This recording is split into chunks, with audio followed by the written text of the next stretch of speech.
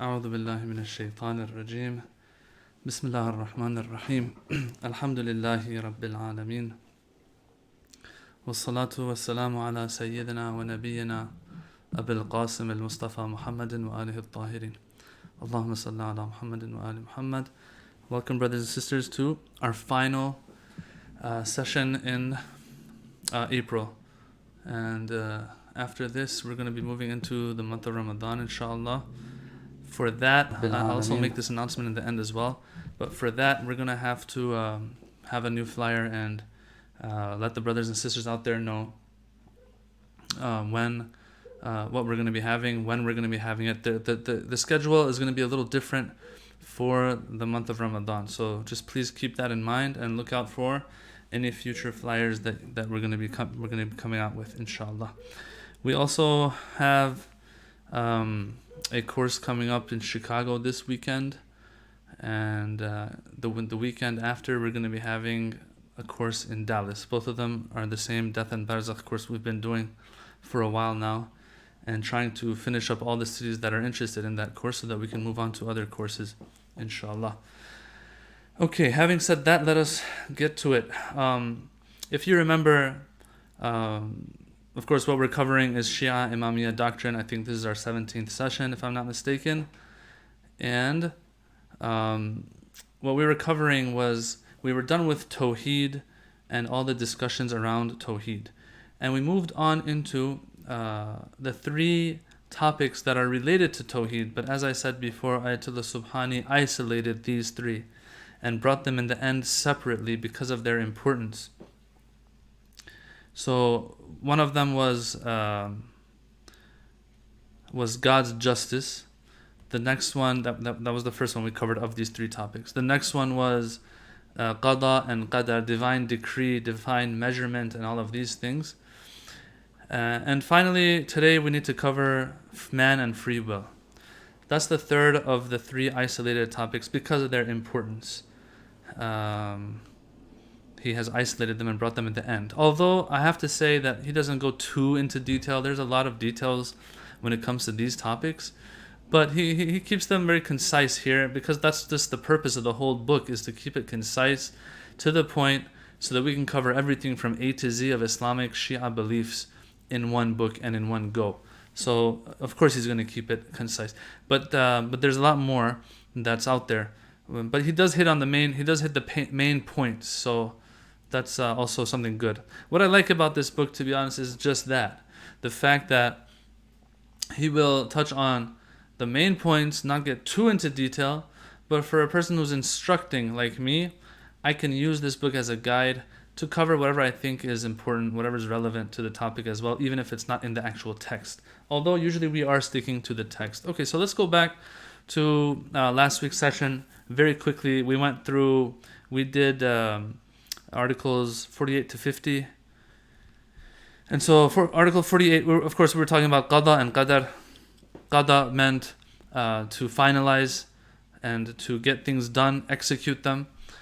Qadar meant measurement, and these two were referring to divine actions of God when it comes to this universe, when it comes to anything that's going to take place and is going to be finalized. Allah has to finalize them. And Allah has to allow them and give permission for them to actually take place. So we spoke a little bit about these things. There are verses of the Quran that we have that mention these terms of qadar and qada, both of them. What happens is God measures things, quote unquote, of course, I stressed on this last week, that you can't give it a chronological order. But let's just, for lack of the better terms, this is how I'm going to word it, that God first measures things, gives them a proportion, gives them a size, gives them everything that they have to have, then he actually creates them. The measuring part is the qadar, the actual bringing into existence and finalizing their existence is qada. These are theological terms that we have in theology books, and they stem from the Quran and ahadith and so on. So, qada and qadar, both of them have to do with Allah subhanahu wa ta'ala. That was the definition, that was the explanation of them. I'm keeping it very short. He said that everything out there that is created will need qada and qadar. other than Allah, everything else is mumkin al-wujud, is a contingent being. And if you are a contingent being, whatever you are, tree, star, moon, whatever you are, if you are a mumkin al-wujud, that means you have a measurement because you have a boundary. And God sets those boundaries. Setting these boundaries is qadar. And the other details that were there, I don't want to get into them. All of this qadar goes back to Allah's knowledge of everything. Okay, so the measurement of things and giving certain properties to certain things, all of this goes back to God's qadar. Okay, and God's knowledge of all things. Alright, so that's qadar. Qada, as I said, is that He gets things done. He brings them into existence from nothingness. And the last article that we had was speaking about how qada and qadar, divine decree, they have nothing to do with, they're not in conflict with man's free will, right? Allah subhanahu wa ta'ala has created us as free will, as beings that enjoy free will, right? And so as a result of that, as a result of us having free will, when Allah subhanahu wa ta'ala, when it comes to our actions and Him actually permitting them to come into existence, part of what He is giving permission to is what we have willed. So this is very, very important. I mean, I don't have the time to go back again and discuss it in depth. It was discussed in depth last week towards the end of our session. This is super important. That when we say God allows things to take place, God is what brings things into existence, whether it's our actions, whether it's things out there like tree, river, fish, whatever, right? In the end, when it comes to our actions and Him giving permission to our actions also coming into existence, right? We have to understand our action plus our free will is what He's giving permission to.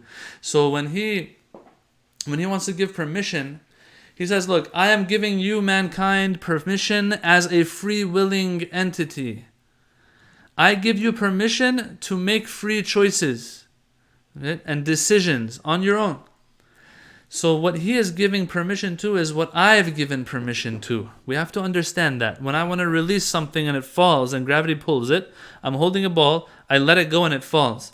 Allah gave permission to me to give permission to this ball to fall. Right? So Allah indirectly has given permission to that ball to fall through my permission, through my will. So we ended with this line last week, that Allah has willed for us to have free will, and since we have free will, He will will what we have willed. So playing with words a little bit there. Okay, so if that's the case, then it was also explained that, look, we can't blame God for the bad things we do. Say, God, you're the one who let it happen. No, God let it happen. Let what happen? The bad thing?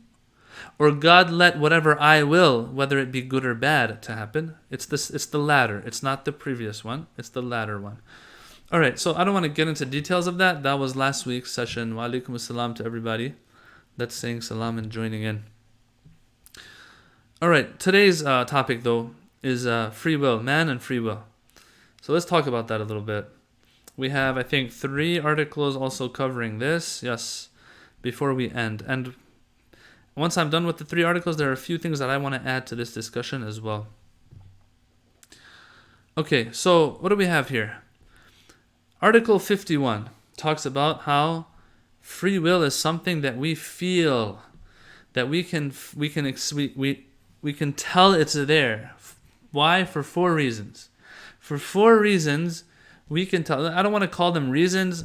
There are 4 examples here, or 4, proofs that show that free will exists. Okay. Now, as I said, they're not intellectual arguments, but they are clues that show that, look, man enjoys free will. What are they? The first one, I think, which is the best one. Okay. The rest of them, they're there. I'm not going to disagree with it. But they're not as good as this first one, in my opinion. What does the first one say?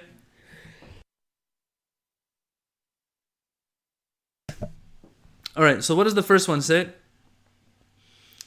The first reason is that we know ourselves. We know for a fact that we have free will. Okay? We know for a fact. We don't need proof for it. We don't need proof for it. So there's a little delay in my Facebook Facebook Live. I sneezed like 30 seconds ago, but I just saw it now on the monitor, and it's just funny. Okay, anyway, I'm just explaining why I'm smiling right now. All right, going back to what I was saying.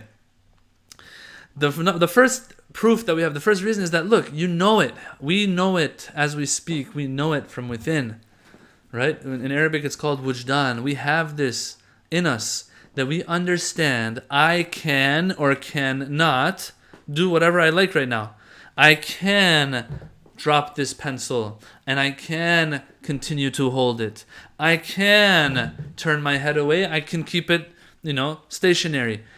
All of these things deep down inside, all of us know. Some things are so clear, that trying to prove them actually complicates them and causes problems.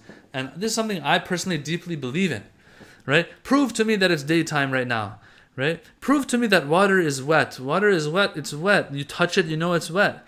Either you don't know what the sensation of touching wetness is, or if you do, I don't need to prove to you. All you need to do is just touch the water and you know it's wet. All you need to do is walk out and see that it's daytime. But in a closed room where there's no light, there's no windows to the outside world, how am I going to prove to you that it's daytime? It's too easy to prove it, right? All right, so some things are just easy, too easy. Once you try to prove them with rational arguments, it gets hard and complicated. When it comes to free will, this is super important, brothers and sisters. I feel like sometimes we're just overcomplicating things because we're looking for arguments for it. Look, I know for a fact, deep within, that I can turn my head right now. I can keep it where it is. I can move, I can stop moving. I can drop things, I can pick them up if I want to right now. When we try to use words to explain certain things, that's when it gets complicated, and all of a sudden we're saying the weirdest things. Yeah, I'm forced to do this. I'm forced to do that. Who says I have free will? Why? Because we actually try to verbalize and articulate why that is the case, and that's why you have a problem here. Anyway, so that's the first reason he says, is that we know within us that this is the case.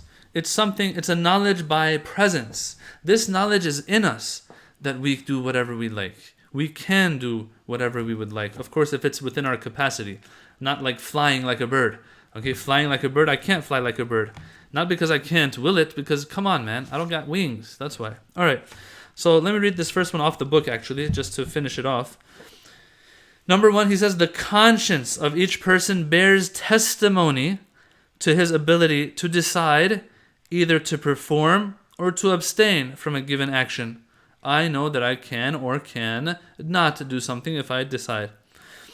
If this self-evident fact be denied, then no axiomatic self-evident truth whatsoever can ever be accepted. So he makes a point here, which is kind of true, is that if you can't even acknowledge this, because this is something you know deep within, then you really can't acknowledge anything. You might as well just be a skeptic all your life, an ultra skeptic. These are some of the most basic things that we all know, that we all can feel, that I can do whatever I like. I can get up and walk around right now. I can sit down. I can look away. I can look forward. I can pick this up. I can drop that. It's just how it is, brothers and sisters. But we know it for a fact. Okay, I think we were able to cover that enough. Now, let's move on. The second, I don't know what to call it, proof or not argument or reasoning or... He says here in the translation, it can be proven in many various ways. Okay, so ways. One of the ways was what we just talked about, that knowledge that we have within us. Second way that we can say that, look, we have free will, is that look at mankind throughout history and today. Across the globe, right? What do people do? People will reprimand, will scold others when they do something bad, and will praise others when they do something good. Question: if man didn't enjoy free will, right, then why the scolding? Think about it. Do you scold if your kid comes home one day, right, with a broken arm, and you have a kid that's, they're a problem child, and then your kid tells you, though, that I wasn't being problematic in school today. That's not why I broke my arm. right? You're about to scold them. What'd you do to your arm? He's like, it wasn't my fault. My friend pushed me off the slide. All right. Are you gonna still scold your child? Your child has a big bruise or bump on their head. Like, what were you doing? Like, did you like, were you naughty today again? He's like, no, I came out of the bathroom stall and one of my friends pushed the door in my face. That is not something that he chose or she chose to do, right? So it was beyond their decision, beyond their choice. So you're not going to scold this child of yours, right? Because it was forced on them. Same thing holds for all of our actions. Look, all of these mature people, billions of people across the globe, regardless of their faith, regardless of anything really, regardless of their education even, this is something everyone understands. They don't scold somebody when they're forced. If they do something bad, right, they won't scold them if they were forced to do it. The same way you don't praise somebody when they do something good on accident, right? Or by force, right? You don't praise them. So now, here, he says, look, one of the ways that we can use this to understand that man has free will is that, look, the fact that people scold others when they do bad things shows that deep within, they believe, they know that man enjoys and mankind enjoys free will. Or else there would be no room for scolding the human being when he or she does something bad, right? This shows that they're not forced, and that's why it does deserve scolding or praise, or else it wouldn't deserve it. Okay, the fact that people scold others is proof that they believe in free will, that they understand free will. Okay, that's number 2. Let's read off the book very quickly. He says, throughout human society, religiously governed or otherwise, one finds that widely differing persons are subject to praise or blame. This should be taken as a sign that the attribution of free will to the individual is a universally encountered fact. All right, so that's number 2. Number 3. Number 3 says that, look, we have religion. We have religion also and Sharia, religious laws and legal systems within religions. All right, so all of these religions that have God in the equation, right, and have God in the picture, for them also, we're not talking about scolding and praising anymore. What are we talking about now? We're talking about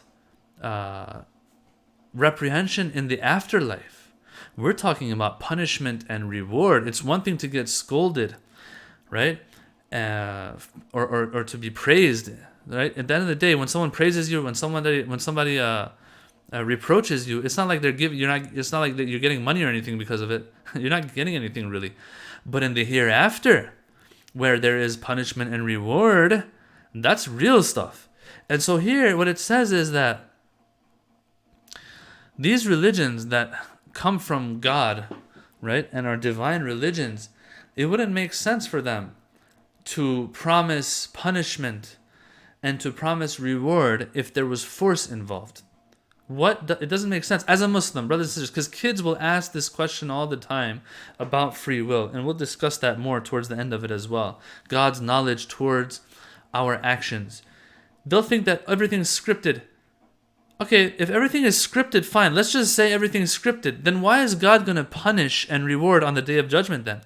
The same God that in the Quran, speaks of how we have to go by this legal aspect of the religion and that religious ruling and all of that, right? If it was forced, then that God is not supposed to punish on the Day of Judgment if we're forced and it's all scripted. So you see, these go against the fact. These things disprove that the fact that everything's forced on us and we don't have free will. So number 3 is the fact that these religions that have a legal system in them, it wouldn't make sense for the God of that religion to punish or reward the people if they were forced. This shows, at least from that perspective, from that religion's perspective, there is no force. It's all free will, actually. And this hurts. It hurts to see how people will describe the gods of these religions. Of course, these Abrahamic religions, the God is one in all of them. To see him and describe him as a person who wants to bring us into this world and have us forcefully do certain things that are good and bad so that he can punish us on the Day of Judgment for them. things that were forced onto us. It just doesn't make sense. You can't reconcile these. It's too much discrepancy. Okay, so number 3 says, if the free will of the individual were non-existent, in other words, if we didn't have free will, the laws of religion would be vain and futile. For if each individual were helpless in regard to his life and was forced, he would be compelled to continue to follow the course of life that has been established for him previously, and thus unable to deviate by even an inch from that path. You have to be bad, and you have to be good. Okay. In such a case, the religious commands and prohibitions, promises and threats, rewards and punishments would all be utterly meaningless. It makes sense. It makes total sense. Number 4. Number 4 says that throughout history, we see people who would come with the message of religion, or sometimes would come with this idea of let us reform society and reform the people we live amongst. If things were forced, these people wouldn't even try to reform their societies and make their societies better. Not necessarily even prophets. Let's talk about, I don't know, Martin Luther King or whoever else. These reformers of society would find it pointless to try to get involved in their communities and in their societies in a way that they can better those societies. Why? Because everything's forced by another entity out there. Let's go actually fight that entity, It makes sense to go and actually try to fix that entity who's forcing everyone to be good or bad. Yet you see that they are spending their time, energy, money, wealth, everything in trying to reform the societies they're in. This shows that deep down they believe, they know. And they know that there's free will to the extent that they'll find it funny and laughable that for one to say that, oh, there is no free will. Now, once again, I'm going to have to repeat what I said in the beginning. Lots of times the problem is that we try to prove something by the words and articulate things. That's when things are complicated, are overcomplicated. And then you'll find somebody, just because they don't have an answer to that articulation and to that argument or whatever, because they can't find an answer to it, they're like, oh, then we must, be forced and not have free will. No, don't worry about it.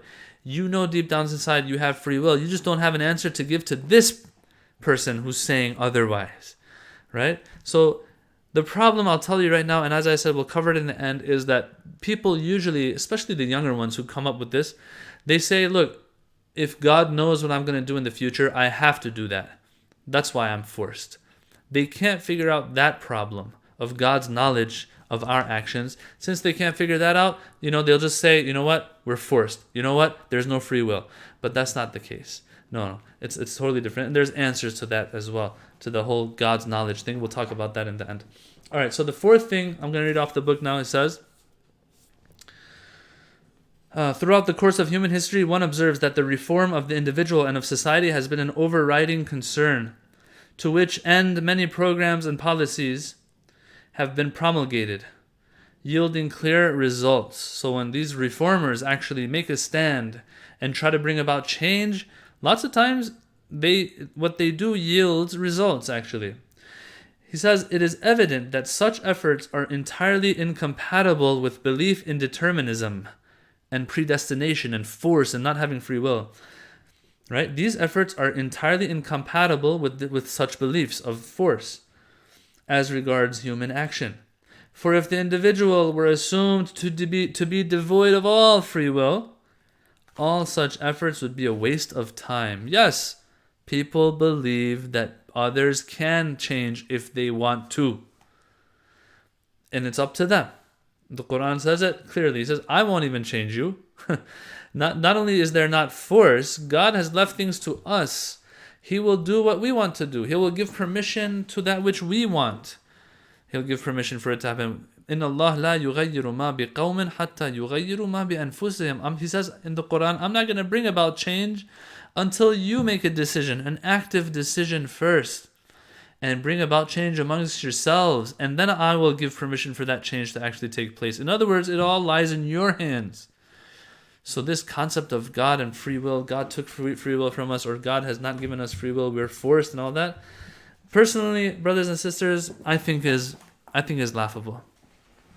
I haven't seen atheists even argue too much using the free will argument to disprove God. They'll use other arguments. This is something we all know is there. Free will is there. Okay, so he ends with this though in Article 51. He says, look, when we say free will and we're pushing forward this agenda of free will and choice, we shouldn't see it in the other extreme either, where we say God has given us so much free will that he has nothing to do with us at all. Don't forget the qada and qadar that we covered last week. We have free will on one hand, and qada and qadar on the other hand come together, and the universe and the earth we live on and what we do on this earth can take place. Without any one of these, things won't work. Things won't happen. Our free will and Allah's qada and qadar all together equals what we do on a daily basis. All the actions that we do. Take any one of these out, things won't happen when it comes to our actions. And we'll get more to that later, as I said in the end as well. Okay. So he says, keep in mind that God is still at the top of the chain of causes and effects, aka qada and qadar, divine decree as well. Those who might not know what I'm talking about, we talked about this last week. Make sure to watch last week's session either on the YouTube channel or on the Facebook page. Okay, moving on to Article 52. Article 52 is talking about now Islam or Shia Islam's take on free will. What have the Imams said in this regard? Okay, this is super important because even the wording is very precisely chosen. When the Imams were asked about this, who is it? Who do we attribute our actions to? Who do we associate our actions with? Did I do it or did Allah do it? Which one is it at the end of the day? So is it A or is it B? A, God, B, us. Which one is it? The Imams gave a third answer and said none of the above, it's this. Okay, so let me read off of the book and explain off of the book here. He says in Article 52, the beginning, it says, after the passing away of the Holy Prophet, one of the questions that engaged Muslim thinkers was that of the nature of human action. One group adopted the viewpoint of jabr, force, determination, predestination, that we are forced. Okay. Regarding man as an intrinsically constrained entity.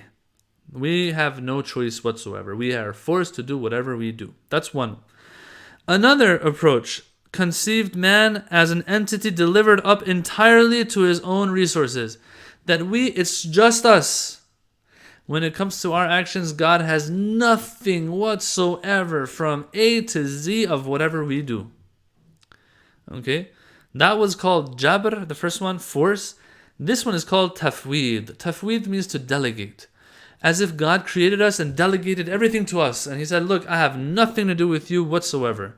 If you look at the whole chain of causes and effects, when we want to do something, God is not part of this chain of causes and effects. That was another viewpoint that was adopted. Both groups upheld an exclusivist point of view. Action either devolved entirely upon man or entirely upon God. A or B, one of the above. That's it. It was either human power that was effective or divine power. That's it. Okay. But there is, however, a third perspective. The one upheld by the holy Imams of Ahlul Bayt alayhimus salam. And this is awesome. That Imam Sadiq stated when he was asked about which of these two is it, he said neither. La jabr wa la tafweed. He said no jabr, no tafweed. No compulsion on one hand and no delegation on the other hand. None of these two. 100% this or 100% that. بل ولكن أمر بين الأمرين. This is a sentence that is very famous. It's neither of those two. It's something in between, he says. Oh my God, that's so beautiful. All right. Something in between. In other words, both you have something to do with it and Allah has something to do with it. And this is important because it is exactly what I explained last week off of the book regarding the qadar and qada of Allah and how He is a part of it. He has willed that we will things. This is super important. Pay attention to the wording again. I've said this a million times last week. Allah wills that what we will happens. So there are two wills here involved, whether we like it or not. God is at the top and we're at the bottom of this chain. At the end of the day, if a chandelier is going to be hanging from the ceiling, the first hook that you put the chain on has to be there. And the last link of the chain that's connected to the chandelier has to be there. Both are playing a role. The hook and the last link of the chain. Both are playing a role. We cannot neglect either of these two. So they're both, but which one's the most important one? Of course, the hook. The hook is the one that's taking actually all the load. We have to understand that. But at the end of the day, that last link in this chain also plays a very important role. Allah wills whatever we will. This is super important. So both. Amrun bainal amrain. Something in between. Both us and our wish and our will and Allah's will. Both are playing a role here. So it's not that we take Allah out of the picture. It's not that we take ourselves and our decisions out of the picture either. It's both. Okay. Moving on to another point that he makes in this article is he gives you a verse of the Quran, and we have many verses like this one that shows even in the Quran our actions are sometimes associated to Allah and associated with Allah and at the same time associated with us. Okay? He gives us this example. وَمَا رَمَيْتَ إِذْ رَمَيْتَ وَلَكِنَّ اللَّهَ رَمَى. Allah subhanahu wa ta'ala in the Quran says that, O Prophet, when you throw, and this is a verse we've covered before also, or mentioned before as well, that look, O Prophet, when you threw the stone or the stones in the battle of Badr, it's a story that we have regarding this verse. When you threw the stones in the battle of Badr, you didn't throw when you threw, but Allah threw. So look at that. You didn't throw when you threw, but Allah threw.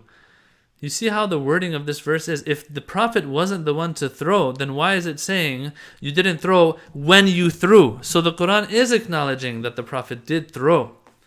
But at the same time wants to drive a point home here that look, Allah is also involved.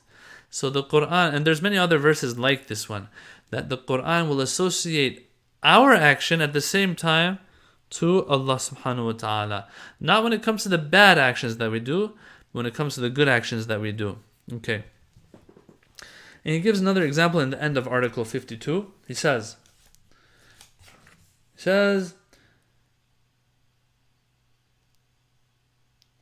put differently, he wants to give another example. Put differently, the power and might of God are present within every phenomenon. This touches upon a mystery which we might try and comprehend by means of the following example. A current of electricity, he says, generated by a power station is present in electric wires. Okay. However, it is we who switch the lights on and off. It is correct to say that we switch on the light, just as it is also correct to say that the light of the bulb is derived from the electric current. Who turned the light on? Me. Who turned the light on? The electric current that's running in the wires. Both are appropriate and both are accurate. Right? Okay, so that's what we have when it comes to our actions as well, he says. Article 53. Article 53 is the most important one, I would say, in this whole discussion, in this chapter of man and free will. What does Article 53 say? Article 53 is talking about how this concept of God's knowledge of things is not in contradiction with our free will. We have to understand. And this is where lots of youth will come up to you with this question. I've heard this again and again. one of the guys, and you know what's interesting is that these kids, these youth, some of them, they feel like they've struck gold. They've discovered something no one else has discovered. They are the Christopher Columbus of intellectual sciences. Why? Because they have found something and a discrepancy that no one else has ever been able to point out. While this is something that goes back to like 1400 years ago, and even more, even before that, maybe even, of theologians have discussed this concept. What is it?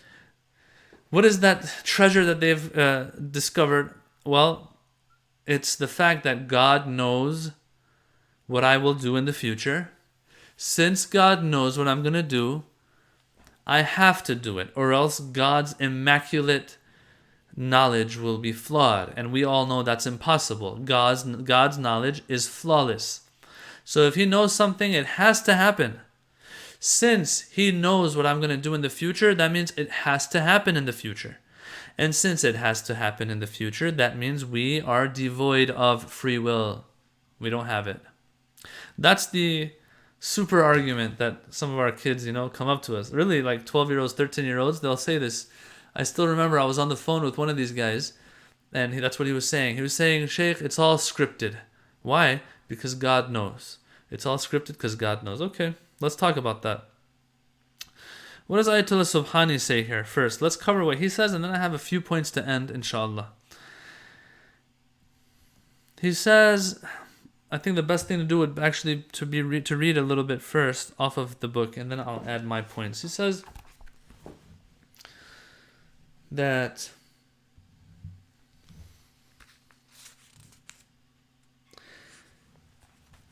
anyone or whoever cannot reconcile these two things, God's knowledge and our free will, should consider carefully that the eternal knowledge of God.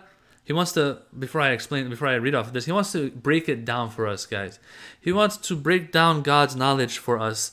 What does God exactly have knowledge of? That's what Ayatollah Subhani wants to discuss here, which is awesome. I think he makes a good point here. Look. If you are God, before I read it, let me explain it.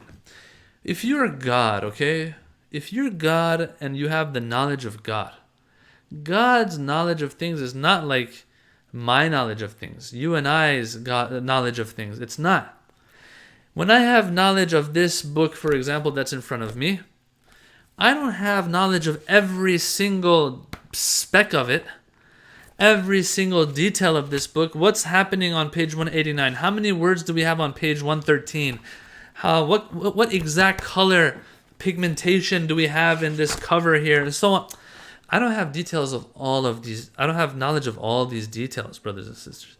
I might have knowledge of this book means I have knowledge of its existence and some of its details, right?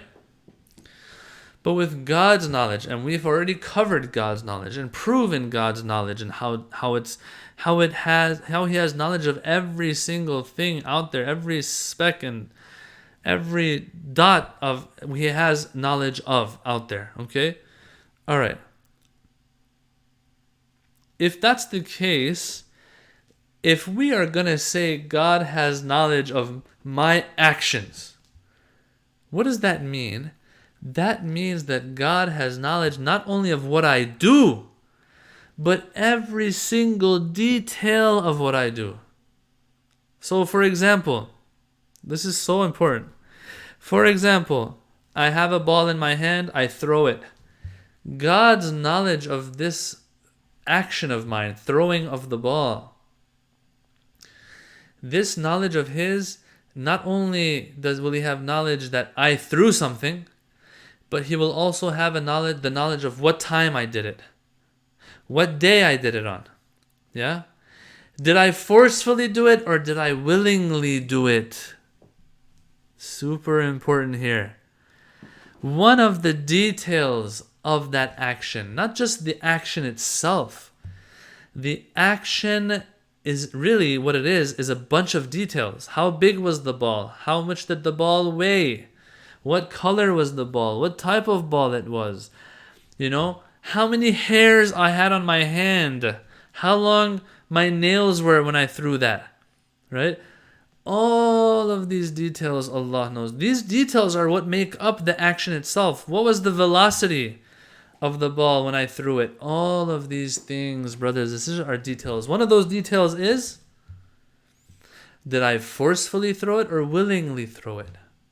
So when we say God has knowledge of our actions, right? What we're actually saying is God has knowledge of every detail of what we've done. One of those details is whether it was done out of free will or not. Okay? So there is no contradiction here. God's knowledge of a person jumping from a bridge. God knows that this person willingly went on top of the bridge and threw himself off. That's God's knowledge of that thing. This is super important, brothers and sisters. Let me read off of it now. He says, whoever cannot in fact reconcile between God's knowledge and our free will in our actions should consider carefully that the eternal knowledge of God encompasses the principle by which actions proceed from the free will of man.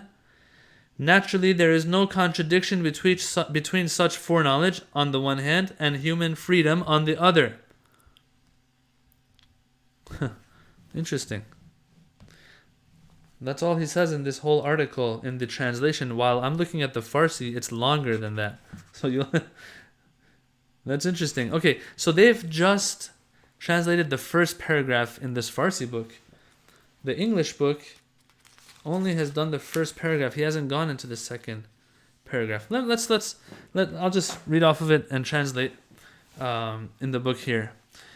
Off of the Farsi, I'll just wing the translation. Okay, so he says, in other words, the same way God has knowledge of the actual action itself that man has done, that same way God has knowledge of the fact that this action took place through his free will. In other words, one of the details of the action that took place.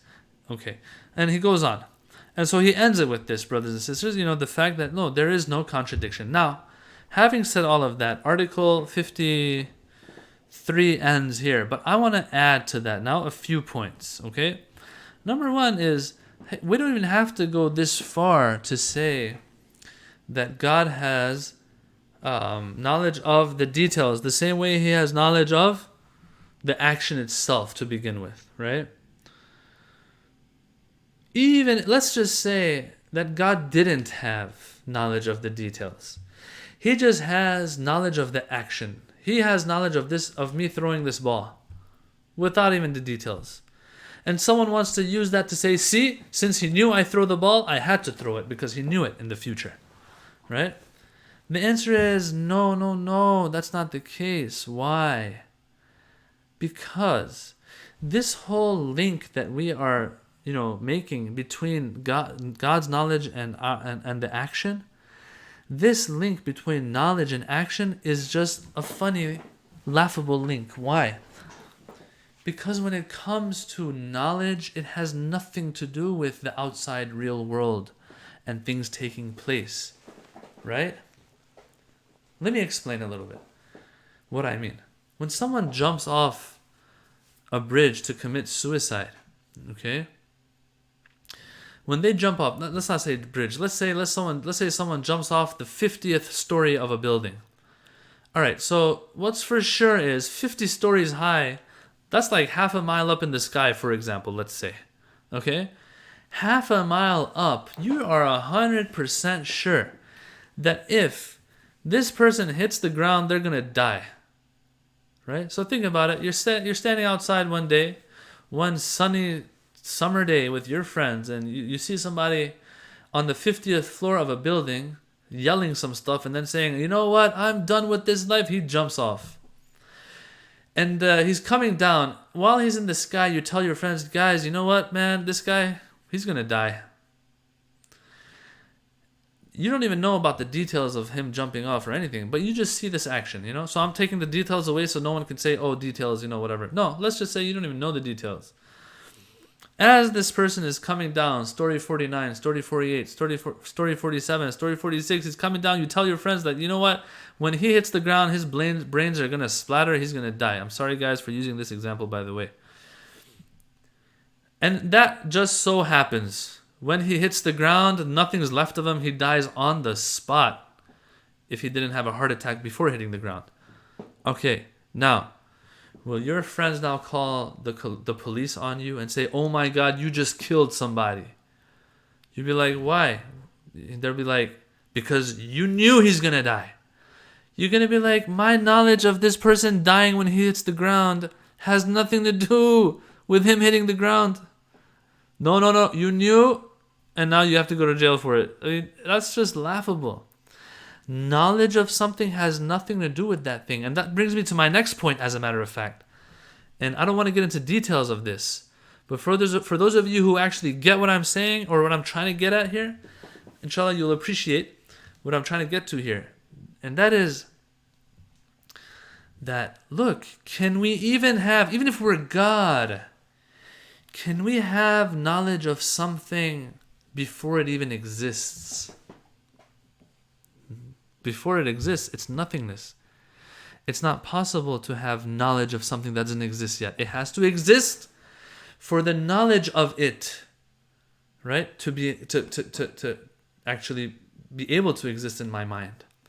If there's no thing, then there's no knowledge of that thing to begin with.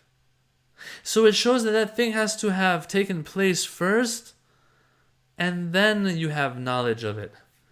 So when it comes to our actions in the future that don't exist yet, the question is, how is God's knowledge of that thing, which doesn't even exist yet? Yeah?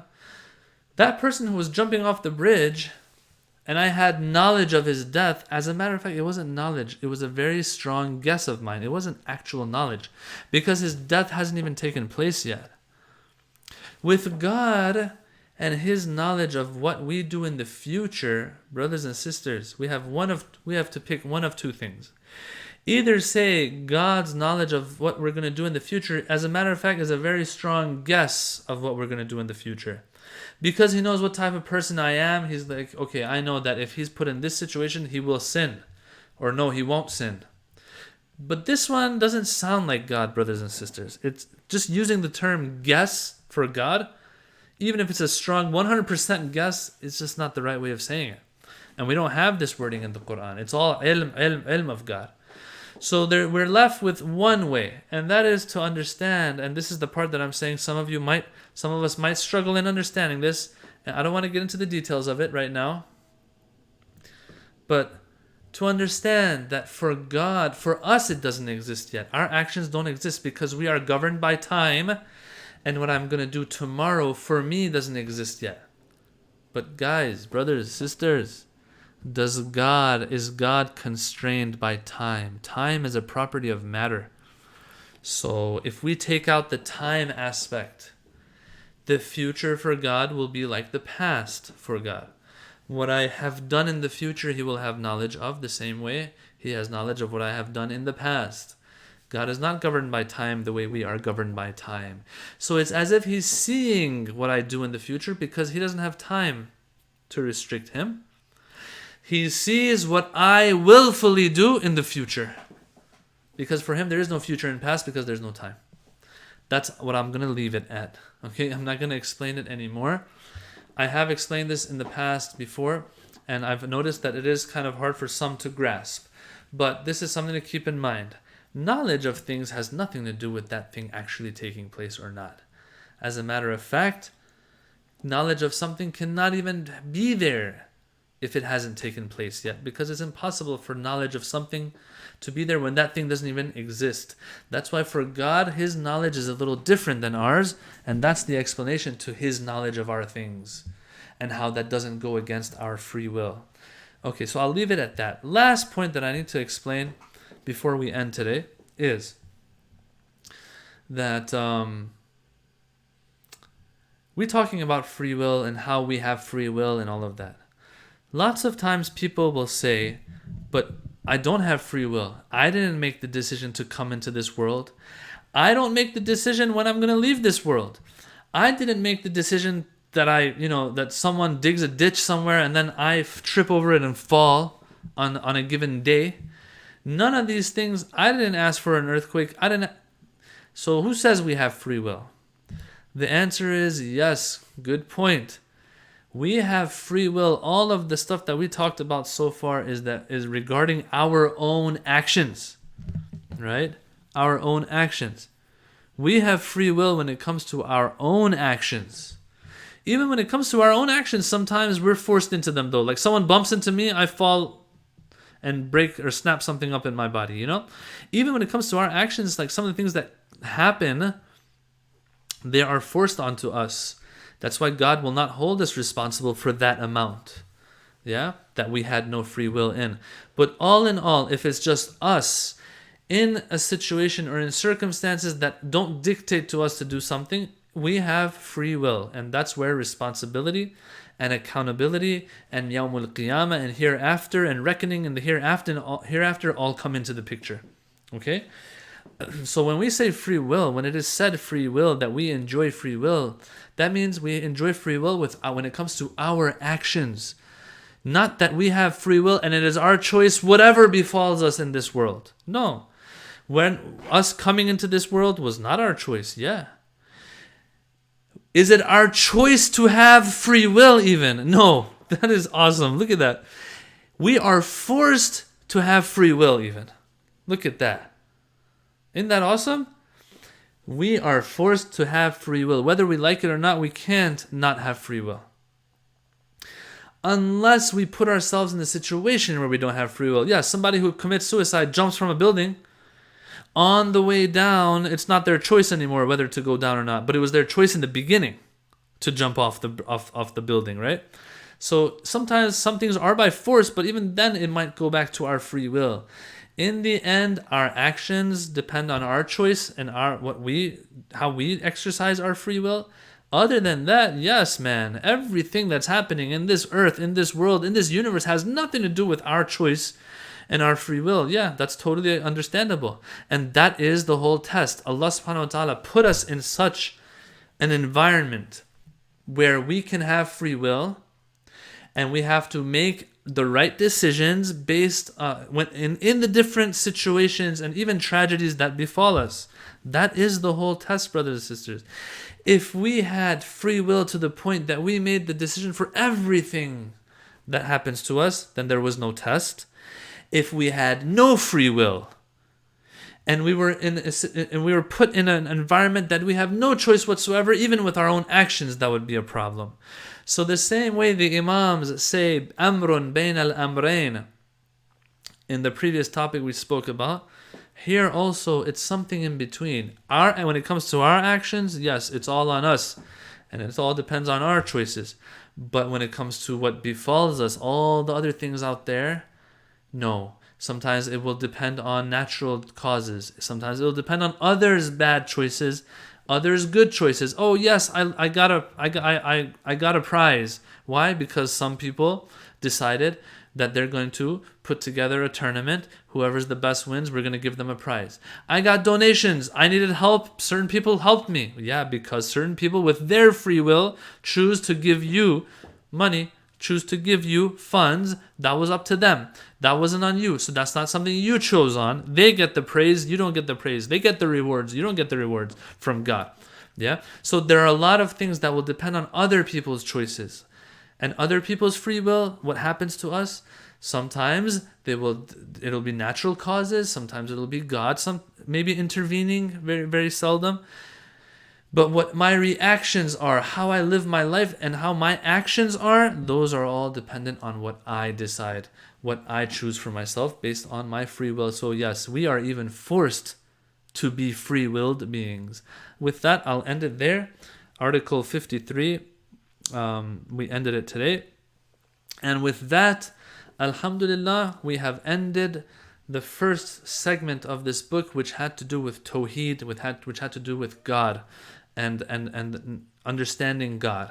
We went through everything of His attributes, of His existence, of free will and qada, qadar, and His justice, and all of those things were discussed. Alhamdulillah, in these 17, I think, sessions that we had so far. After this, we move to prophethood. And there's two types of prophethood. The prophethood that we have to discuss regarding all prophets in general, and then we have a specific prophethood that has to do with our holy prophet, the Prophet of Islam, Prophet Muhammad sallallahu alaihi wasallam. That has its own chapter and chapters that we'll have. And I think that's where we will get into Quran and the miracle of our prophet and so on, before we move into imamah. Okay, so that's where we are right now. So we were able to end right before Ramadan. Inshallah, everyone has a good Ramadan and a fruitful Ramadan and an easygoing Ramadan. Although it's going to be probably part of it in the late spring and part of it in early summer. But inshallah, everyone has a good Ramadan. Now, before I end, I have to explain a few things. Number one, next week there are no Mizan sessions. Please note and let others know if you need to, which is the 1st of May. 1st of May, Wednesday, I'm not going to have a session. And next week, which is 30th of April for Sheikh Mahdi, also he, you probably have noticed, he hasn't had sessions for the past couple weeks as well. So April 30th, which is a Tuesday, and May 1st, which is a Wednesday, there are going to be no Mizan live sessions. I'm going to take a break for that week as well before we start the holy month of Ramadan. Holy month of Ramadan is going to have its own schedule. I don't even know if I'll be able to. I'm getting old. I don't know. And the fasting plus the programs at our center, I don't know if I'll be able to do both. That's something I'll have to discuss with the team as well. I do know that Sheikh Mahdi probably is going to be doing tafsir sessions, and so just look out for the flyer that comes for the Ramadan schedule. Definitely, that's one. And as I said also in the beginning, we will have we're having a Mizan course in Chicago this coming weekend, 27th and 28th of April, and after that, on the 4th and 5th of May, also we will have a Death and Barzakh course in Dallas as well. So those of you in Dallas who've been waiting for this, alhamdulillah, it's happening. And if you can not, for whatever reason, make it to this one that's happening in Dallas, I will let you know. I can let you know right now that we will have another one, because some people have told me they can't make it to this one. Since we're in Dallas too, and I'm in Dallas, we can hold another one as well in the summer sometime. So the details for that will be decided on later as well. So once again, keep us in your du'as. Inshallah, you have a wonderful month of Ramadan, and look out for the flyer as well regarding the details of the Ramadan schedule. Walhamdulillahi Rabbil Alameen. Wassalamu alaikum wa rahmatullah.